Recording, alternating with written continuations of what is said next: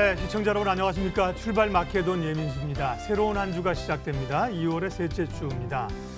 지난 금요일은 우리 시장을 포함해서 아시아 증시가 제법 밀렸습니다. 1% 한 중반대 정도로 밀려났는데요. 지표 부담도 있었고요. 또 미중 간의 무역 협상이 잘 될까 우려감이 있었다는데 몇 시간 지나서 뉴욕 증시는 꽤 강하게 올랐는데 무역 협상이 잘 될 것 같다는 기대감에 올랐습니다. 그러니까 결국은 시장은 해석의 문제이지 결국 또 팩트의 문제는 아닌 것 같습니다. 예, 이번 주는 역시 이제 또 미중 간의 고위급 협상 3차 협상이 워싱턴에서 열리고요. 다음 주 이제 북미 정상회담을 앞두고 관련된 이야기도 좀 구체화가 되겠죠. 또 삼성전자가 이제 갤럭시 S10을 포함해서 신제품을 이번 주에 공개합니다. 그것도 큰 이슈가 될 것 같아요. 예, 미증시는 다우가 1.7% 올랐고요. 우리 야간 선물도 0.6% 정도 상승 반영하고 있는데요. 이번 주 시장 흐름 어떻게 될까요? 대응 전략들 지금부터 시작하겠습니다.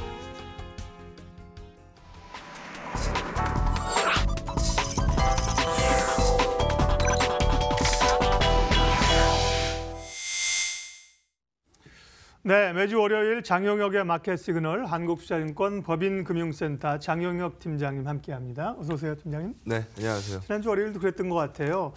조금 올라오는데 부담은 느끼는 지수대이다. 갈 수 있을까 그랬는데 결국 좀 세진 않았지만 보니까 이제 보면 이제 양봉을 만들어내면서 끝났어요. 예, 지금 자리는 어떨까요? 지난주 주간 상승폭이 한 20p 정도 돼요. 예. 네. 그리고 주간 고점으로 따지면 2220을 만기일날 넘었던 것도 있고 저점으로 따지면 한 2160p대 정도 잡혔던 것 같습니다. 지난주 방송에서도 말씀드렸던 것처럼 그 이전서부터 2230 정도가 1차 반등 목표치로 설정 가능할 것 같다. 근데 지난주에도 말씀드렸던 부분처럼 그렇다라 그래서 여기서 크게 후퇴하느냐? 그럴 것 같지는 않다. 그래서 지수의 탄성이 떨어지고 종목이 활발해질 테니까 게임하는 데는 아무런 지장이 없을 거다라는 부분이었습니다. 근데 제가 전제 조건 하나를 깔았어요. 네. 미중 무역 전쟁에 대한 기대값이 조금 더 올라와 줘야 된다라는 전제 조건을 깔았거든요. 지난 한 주간 동안에 시장 움직인 거 가만 생각해 보시면 이번 미중 무역 협상 잘 될 것 같다, 어려울 것 같다 이 흐름하고 정확히 일치합니다. 그래서 지금 나오고 있는 얘기는 데드라인을 연기한다라는 발표가 있었고 연기할 수 있다라는 발표가 있었고 기정대로라면은 3월 1일부터 부여되는 거거든요. 25%에 대한 고관세가. 그런데 지금 현실적으로 따지면은 2월 말일까지 해서 미중 트럼프와 시진핑이 딱 협상을 마무리 지을 가능성은 거의 제로거든요. 그러니까 그 이전 주까지는 이런 스케줄에 대한 우려를 상당 부분 안고 있었던 시장이라고 보여집니다. 근데 여기를 쉽게 해결했죠. 데드라인을 좀 연기할 수 있겠다. 이 뉴스가 어떻게 보면 지금 시장의 결정적 추가적인 반등에 대한 증거를 제시하고 있는 뉴스 아닌가라는 생각이 좀 듭니다. 이거는 전제 조건을 설명드린 거고요. 그 이면으로 들어가서 차트 한 2개만 보고 지난주에도 제가 종목 이제 계속 이어가고 있으니까 오늘도 종목 얘기를 좀 이어서 하도록 하겠습니다. 지금 어쨌든 지수보다는 종목에 좀 더 관심이 있는 그런 장이잖아요. 지난주에 종목도 그냥 수급으로만 딱 골라낸 주식이 코스맥스였고 역발상으로 골라낸 종목이 웅진 싱크빅이었는데 코스맥스도 흐름이 굉장히 좋았어요. 그리고 웅진 싱크빅도 주간 상승률이 꽤 괜찮았습니다. 그래서 요즘 지수가 활발하지 않아도 종목으로 게임하는 데는 아무런 지장이 없거든요. 그래서 오늘도 추가적인 종목 얘기를 좀 한번 해보도록 일단 하죠. 준비하신 차트부터 좀 볼게요. 먼저 미중 무역 전쟁이 가다부터 지금 얘기 나오고 있는 부분들은 제가 예측할 수 있는 부분도 아니고 흘러나오고 있는 그냥 분위기 정도만 설명드릴 수밖에 없을 것 같고 그 이면으로 들어가서 경기감 얘기를 한번 해보죠. 주식이 언제 좋아요? 주식이 언제 좋습니까? 경기가 좋을 때 좋겠죠. 꼭지를 찍고 이제 피크아웃 나오는 시점에서는 주가가 선행하기 때문에 안 좋기 일반적이고 정말 안 좋을 때도 추가적으로 나빠지지 않을 것 같다라고 얘기할 때가 어떻게 보면 턴어라운드를 얘기하는 때이기 때문에 주식시장이 좋은 경우가 많습니다. 그럼 지금 딱 경기값을 한번 쳐다보자고요. 지금 경기가 너무 좋다. 뭐 지금 뭐 피크아웃을 우려할 정도로 뭐 너무 좋다. 이런 단계는 아니잖아요. 경기에 대해서 얘기를 글로벌리하게 봤을 때. 근데 그러면은 이제 후자 쪽으로 넘어가서 그러면 안 좋냐? 뭐 좋지 않으니까 뭐 안 좋다라고 설명할 수도 있겠습니다만 흑색 아니고 백색 아니면은 흑 아니니까 백이네, 뭐 백 아니니까 흑이네 이렇게 얘기할 수는 없는 거 아닙니까? 뭐 좋은 거 아니니까 나쁜 거지 이렇게 설명하기도 사실상 어렵습니다. 그러면은 그 다음으로 흘러 들어가서 그럼 추가적으로 나빠지지 않을 수는 없나요? 라는 질문을 받을 수 있을 것 같아요. 거기에 대한 답변은 네, 그럴 수 있어 보입니다. 라는 대답을 할 수 있을 것 같습니다. 경기 선행 지수값인데요. 여기서 보시는 것처럼 100이 기준점이니까 기준점 밑에 있어요. 뭐 중국의 이 경기 선행 지수값도 기준점 밑에 있어요. 왼쪽은 어디입니까? 이거는 OECD 주요국들의 네네. 경기 선행 지수값이고요. 그러니까 기준점 밑에 있으니까 경기 좋아요, 나빠요라고 물어보면 뭐 좋진 않네요라고 얘기하고 있는 시점인 거 맞아요. 그런데 주목해서 보고 싶은 점은 전월차 부분입니다. 전월차가 이 중간선이 제로니까 이 밑으로 가면은 MOM 값으로 마이너스 찍는다는 얘기잖아요. 그렇겠죠. 전월 대비 안 좋다, 전월 대비 안 좋다 이렇게 나오는 게 이 밑에 값입니다. 그러면 이 구간을 한번 생각해 보시죠. 지난달보다 더 안 좋고 지지난보다 안 좋고 뭐 이게 계속 안 좋아지는 구간이었잖아요. 근데 지금 구간은 안 좋아지는 정도가 빠르게 감소하고 있습니다. 이거는 주요국들의 이 선행 지수값이고 우리하고 중국의 이 밀접하니까 밀접도가 굉장히 높으니까 여기도 보게 되면 18개월 만에 선행 지수값 반등이거든요. 그럼 더 안 좋아질 수는 있지 않나요? 라는 대답을 할 수 있는 시점이라는 겁니다. 그래서 경기 안 좋은데 뭐 주가 가봐야 얼마나 가겠어? 라고 얘기하는 것도 뭐 틀린 얘기는 아닙니다만 그럼 여기서 더 나빠지진 않을 거 아닙니까? 라는 얘기로 턴어라운드 얘기를 할 수 있는 시점이라는 겁니다. 다음 페이지 보게 되면 그러면 이런 이 경기값을 바탕으로 깔고 주식시장은 그러면 어떻게 반응하고 있느냐라는 부분을 이 설명이 좀 필요할 것 같죠. 여기 한번 보시면 성장률 전망치 지금 여기서 보시는 것처럼 선진국이 주도해서 떨어졌습니다. 그러면 EM 시장은 여기서 보시는 그림처럼 떨어지는 정도가 굉장히 밋밋하거든요. 그러니까 선조정 받았다라는 얘기가 뭐 상당 부분 얘기할 수 있을 것 같고요. 그러면 거기에 대해서 불난집에 부채질했었던 이슈가 사실 달러의 강세인데 제롬 파월이 마이웨이를 불러내고 나니까 이머징들이 좀 서운했던 거 아닙니까? 달러가 비싸지면 이머징 통화값들이 떨어지면서 이 안 좋은 경기에 가속력을 붙일 텐데 최근 뭐 달러가 일부 반등하기는 했어도 예전처럼 뭐 달러 날아가는 그런 시장 아니잖아요. 과거에도 보는 것처럼 달러 값이 올라가면 여기서 보는 것처럼 이머징 시장의 상대 강도는 떨어지기 마련입니다. 최근 달러가 한풀 꺾였고 일부 반등을 만들어냈다라고는 합니다만 뭐 지금 시장에서 뭐 달러가가 뭐 100피 훌쩍 넘어가지고 막 날아갈 것 같아요. 이렇게 얘기하는 시각들은 굉장히 제한적이니까요. 올해 미국에서 금리 인상 못할 수도 있다라는 게 이 일반적인 컨센서스가 되고 있는 상황이라면 얼마 전에 뭐 4차례 올려요, 3차례 올려요, 뭐 2차례 올려요 라고 얘기했었던 그 달러 강도를 얘기하던 시점보다는 훨씬 더 부담이 떨어졌을 거 아닙니까? 그래서 그런 부분들이 이머징의 상대 강도를 뒷받침하고 있습니다. 이 그림에서도 보는 것처럼 미국이 기침 한번 하면 이머징 시장에서 감기몸살 걸리는 거는 뭐 늘상 봐왔던 일인데 미증시가 상당 부분 회복을 얘기하고 있는 이 시점에 우리가 먼저 시장을 꺾을 이유는 뭐가 있겠습니까? 시장에 대한 낙폭이 충분히 존재하고 있었고 채워가는 과정, 여기에서 가끔 나오는 쉼표가 있었을 뿐이지 여기까지 반등 나오고 다시 한번 빠진다라는 마침표를 찍는 시장이 절대 아닙니다. 라는 부분으로 말씀드리도록 하겠습니다. 예, 시장에 대한 시각부터 정리를 좀 해봤고요. 말씀하신 것처럼 이제 종목별 접근 이야기가 좀 더 관심 있습니다. 어떤 전략, 어떤 종목 좀 볼까요? 네, 먼저 이제 어닝이 이제 발표될 건 다 나왔으니까요. 예. 다 됐으니까 이제 뭐 얘기 나오는 거는 실적 발표 안 나온 기업들 또 다시 뭐 상패니 뭐니 뭐 이런 리스트들이 한번 쭉 돌 때가 됐어요. 네. 뭐 그런 종목 거래하시는 분들은 하루하루가 괴롭죠. 근데 우리가 일반적으로 알고 있는 뭐 일반적인 기업들은 실적 발표 할 거 다 했고 실적 발표한 거 보니까 뭐 그다지 썩 안 좋아하고 1분기에 대한 실적이 그러면 어떻게 될 거냐 이게 이제 관심사로 예. 아마 모아질 겁니다. 그 그림을 데이터로 한번 보죠. 여기 한번 보면 1, 2, 3, 4분기 중에 제가 한번 질문을 해볼게요. 언제 실적이 제일 안 좋을 것 같아요?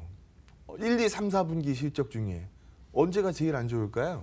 4분기가 네, 안 좋게 4분기 실적이 나오죠? 제일 안 좋아요. 그러게요. 안 좋아서 안 좋은 게 아니라 뭐 비용도 떨고 뭐 그렇죠. 이런 떨어낼 특수 거 요인이, 다 떨어내고 1분기서부터 뭐 세술은 세부대에 예. 담는다 뭐라고 이 생각하는 쪽들도 굉장히 많을 거고 어차피 작년 실적 그다지 썩이라고 한다면 새로운 매출 녹여야 되는 시점이 발생됐을 때 뭐 진짜 애매하게 놓쳤다. 뭐 4분기 말에서 1분기 초에 딱 걸렸다. 그럼 이거 어디다 올릴까요? 작년에 뭐 그다지 썩이라는 실적에다가 이거 보태 놓을까요? 아니죠. 다음 연도 실적의 기대값으로 아마 남겨놓을 겁니다. 그러다 보니까 언제 실적이 제일 좋을까요? 그러면 1분기가 1분기 좋다. 실적이 제일 좋죠. 그래서 4분기 실적 얘기는 이미 지나간 얘기고 충분히 시장이 또 반영을 안 했으면 모르겠는데 반영을 또 충분히 한 상황이면 1분기 실적에 대한 기대값을 얘기할 때가 됐고 지금 딱 그 시점 아니냐라는 부분으로 접근을 한번 합니다. 그러면 적어도 종목 얘기하면서 뭐 저 종목 실적이 안 좋아서 이렇게 얘기하는 건 이제 지난 얘기라는 거죠. 그래서 4분기 실적 안 좋았던 거는 뭐 다 지나간 일이고 1분기 실적에 대한 기대값은 나쁘지 않습니다. 게다가 떨어진 눈높이만큼 편안한 건 없어요. 눈높이가 높은 것만큼 사실 부담스러운 것도 없습니다. 왜냐하면 호실적을 발표를 해도 눈높이에 미달되면 주가는 반응을 안 하거든요. 그래서 이미 떨어진 눈높이에 넘어서는 실적이라면 주가는 반응을 할 테니까. 그래서 그런 측면에서 보면 지금 시장 뭐 타이밍, 뭐 지수대 이런 것들은 큰 무리가 없어 보입니다. 이제 아이디어를 짜죠. 한번 보죠. 2017년도에 트럼프가 제일 많이 했던 얘기가 뭘까요? 2017년도에 SOC 뭐 이런 거 아닐까요? 아니, 뭐 감세죠. 감세. 예. 예. 감세 감세 얘기를 많이 했죠. 그러면서 뭐 기업들한테도 큰 호응을 얻었고 뭐 국민들한테도 뭐 사실 이걸로 당선된 거니까. 저기 써 있었는데. 네, 써 있었어요. 2017년도에 제일 얘기 많이 한 건 감세입니다. 지켰어요? 못 지켰어요? 지켰죠. 지켰습니다. 네. 대단한 거죠. 작년에 트럼프가 제일 많이 했던 얘기 뭘까요? 써 있습니다. 관세. 네, 관세예요. 무역전쟁. 지켰어요? 못 지켰어요? 지켰어요. 네, 아주 진행 중이지만. 지겨우리만큼 지켰어요. 그래서 저러다 말겠지라고 봤는데 그게 아니었던 거죠. 그러면은 트럼프가 2017년에는 감세를 미뤘고 2018년도는 관세를 잡았습니다. 그러면 올해 트럼프가 이거 마무리하고 나면 감세 마무리됐죠. 관세 얘기도 곧 마무리가 되어 갑니다. 그럼 그 다음 얘기 뭐 할까라는 아이디어에서 출발을 합니다. 예전에 지금은 뭐 쏙 들어간 얘기입니다만 감세하고 이 같이 밀고 있었던 쌍두마차 이슈가 뭐였어요? 인프라 투자입니다. 지금 트럼프가 얘기한 것 중에서 못 지킨 거는 인프라 투자밖에 없어요. 그래서 아마 내적으로 감세를 잡아놨고 외적으로 관세를 잡아놨고 그러면 다시 한번 내적인 붐업이 필요할 거고 아마 그런 부분들이 인프라 쪽으로 몰릴 가능성에 대해서 배제하기 어렵다는 겁니다. 그러면 인프라라는 게 사실 뭐예요? 뭐 다리 세우고 철도 깔고 뭐 이런 부분들이거든요. 예전에 광고에서 한번 나왔던 것 같네요. 산업의 쌀이 뭐예요? 산업의 쌀.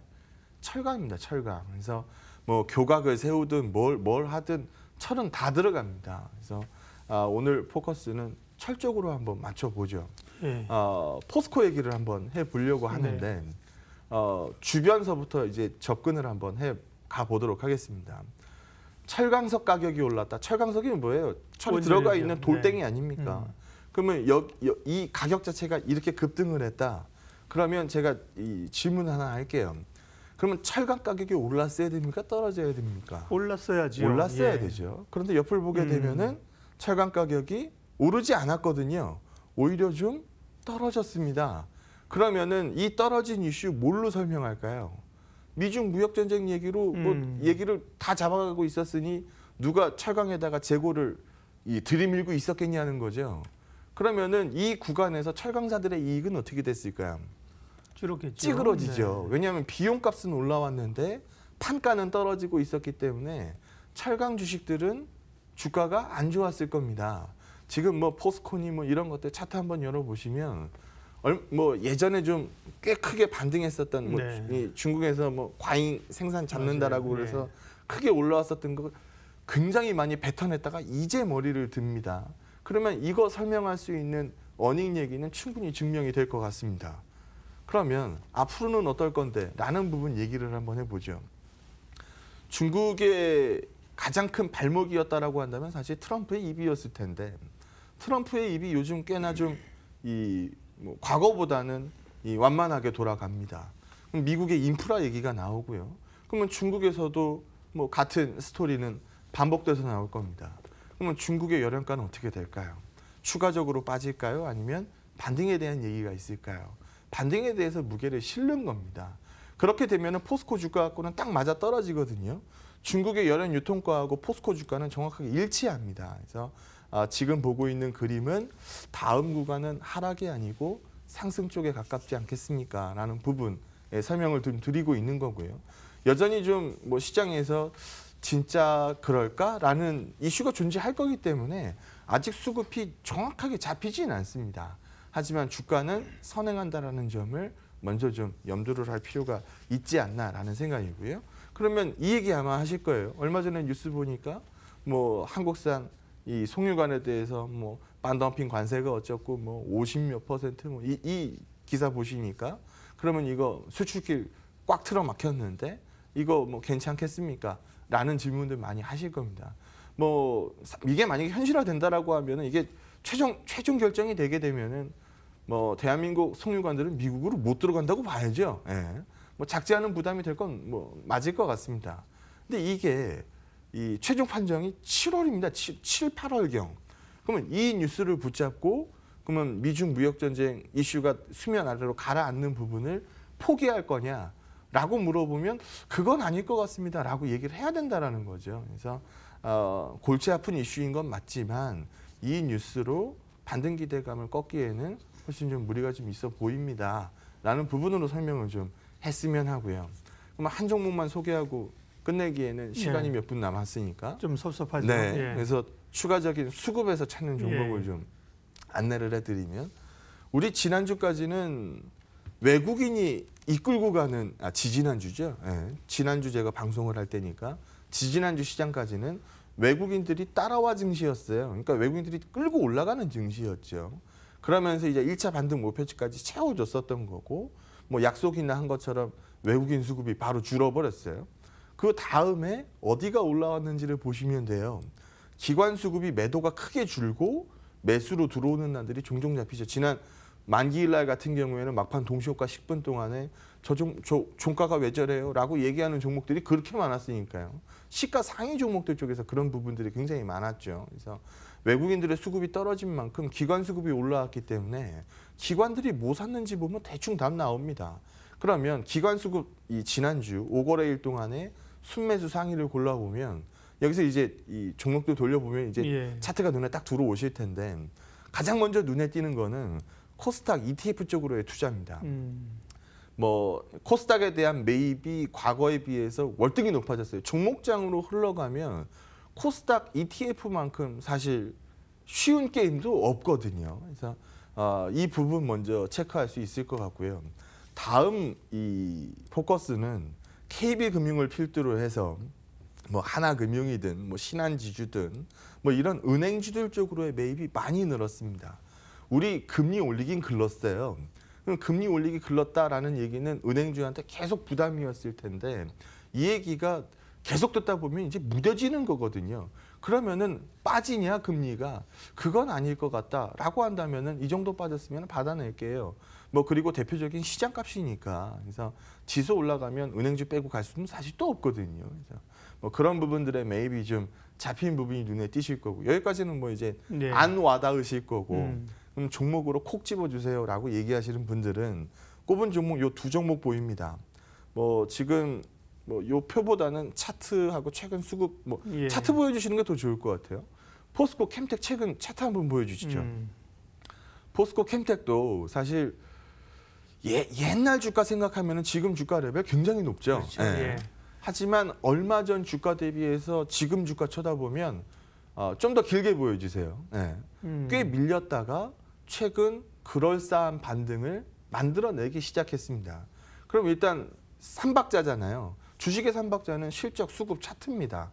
그러면 실적 부분에 대해서는 뭐 포스코 캠텍 뭐 큰 이견들 없으실 거고 수급 부분에 대해 좀 전에 차트 확인해 보셨고 반등을 만들어내기 시작한 차트 보셨고 마지막으로 수급만 체크하면 되잖아요. 수급 한번 열어보시죠. 최근에 네. 포스코 캠텍 이 수급이 어떻게 움직였는지 기관들이 완벽히 주도하면서 수급을 채워가고 있습니다.